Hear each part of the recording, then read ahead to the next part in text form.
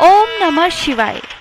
श्रावण मास महात्म्य 15वां अध्याय। सनत कुमार बोले, हे देवेश, मैंने नागों का यह आश्चर्यजनक पंचमी व्रत सुन लिया। अब आप बताएं कि षष्ठी तिथि में कौन सा व्रत होता है और उसकी विधि क्या है।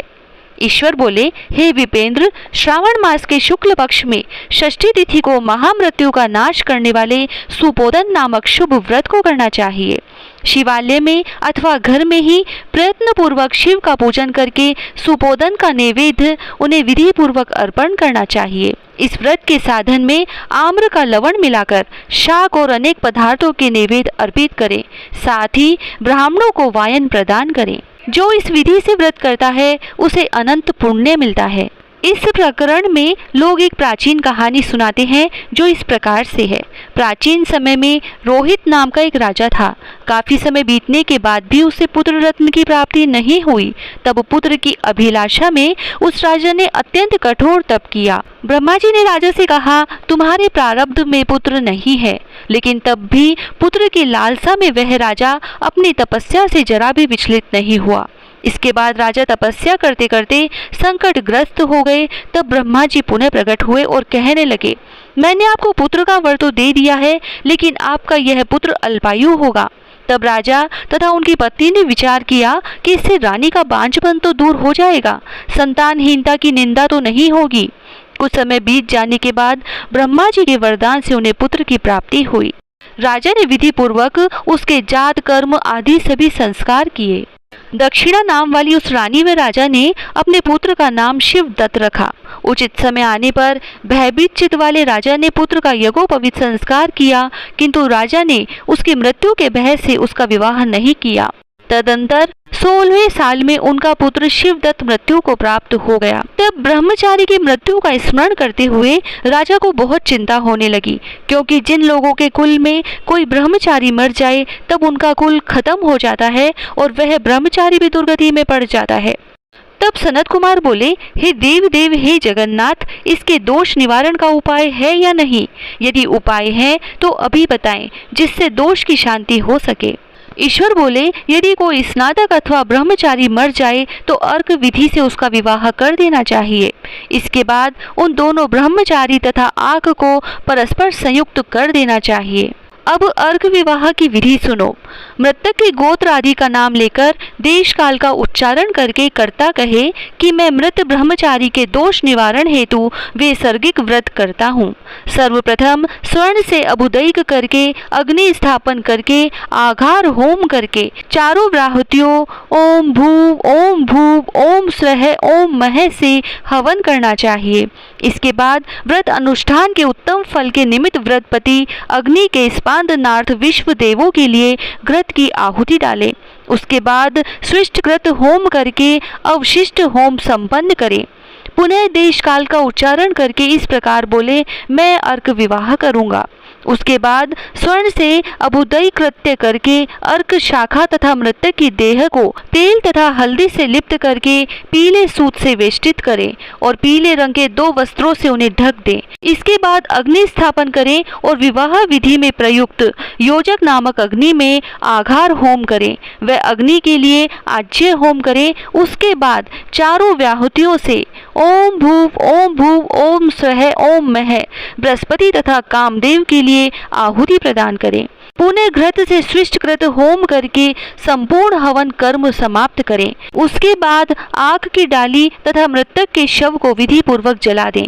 मृतक अथवा म्रियमाण के निमित्त 6 वर्ष तक इस व्रत का अनुष्ठान करना चाहिए।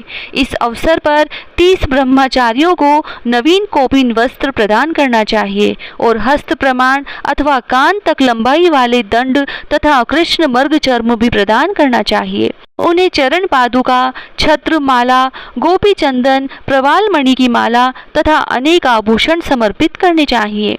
इस विधान से व्रत करने पर कोई भी विघ्न नहीं होता है।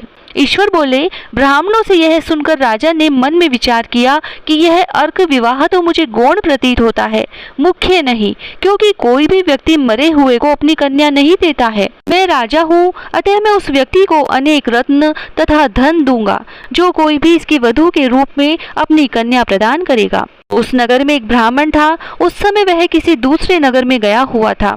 उसकी एक सुंदर पुत्री थी जिसकी माता की मृत्यु पहले ही हो चुकी थी। ब्राह्मण की दूसरी भी पत्नी थी जो ब्राह्मण की पुत्री के प्रति बुरे विचार रखती थी तथा दुष्ट मन वाली थी। कन्या 10 वर्ष की तथा दीन थी, अपनी सौतेली माता के अधीन थी। अतः सौतेली माता ने द्वेष तथा अत्यधिक धन के लालच में 1 लाख मुद्रा लेकर उस कन्या को मृतक राजकुमार के लिए दे दिया। कन्या को लेकर राजा के लोग नदी के तट पर शमशान भूमि में राजकुमार के पास ले गए और शव के साथ उसका विवाह कर दिया।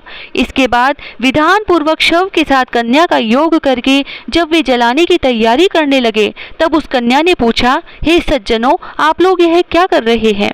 तब वे सभी दुखित मन से कहने लगे कि हम लोग तुम्हारे इस पति को जला रहे हैं। इस पर भयभीत होकर बाल स्वभाव के कारण रोती हुई उस कन्या ने कहा, आप लोग मेरे पति को क्यों जला रहे हैं? मैं जलाने नहीं दूंगी। आप लोग सभी यहाँ से चले जाइए, मैं अकेली ही यहाँ बैठी रहूंगी और जब ये उठेंगे तब मैं अपने पतिदेव के साथ चली जाऊंगी। उसका हठ देखकर दया के कारण दीन चित्त वाले कुछ भाग्यवादी वृद्धजन कहने लगे, अहो, होनहार भी क्या होता है, इसे कोई भी नहीं जान सकता।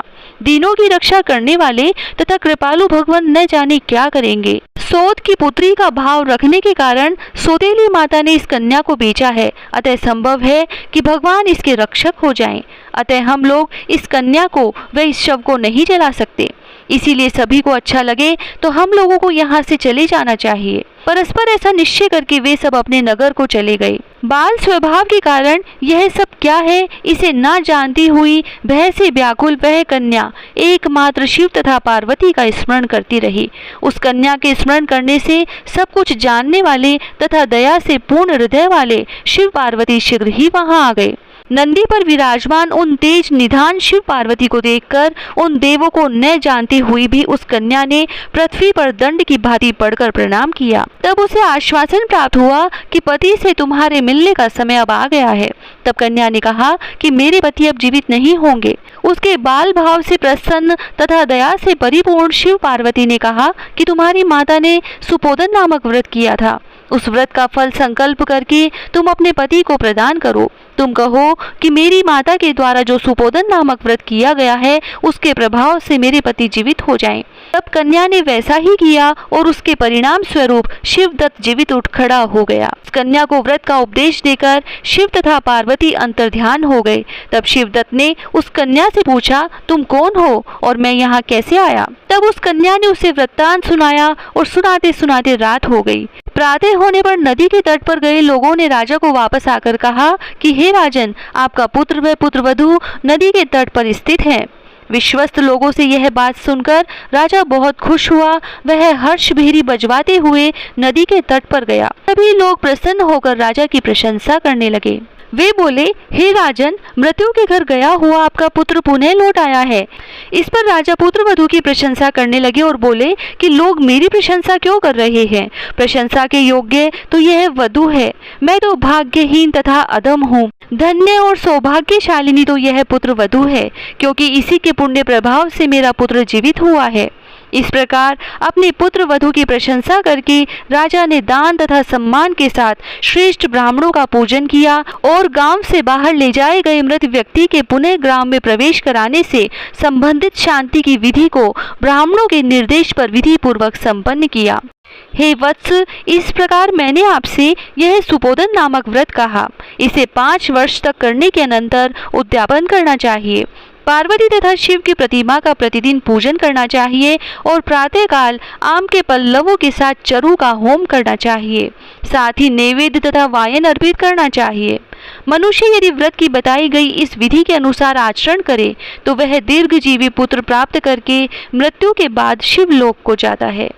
इस प्रकार श्री स्कंद पुराण के अंतर्गत ईश्वर सनत कुमार संवाद में श्रावण मास महात्म्य में सुपोदन षष्ठी व्रत कथन नामक 15वां अध्याय पूर्ण हुआ। जय श्री राधे।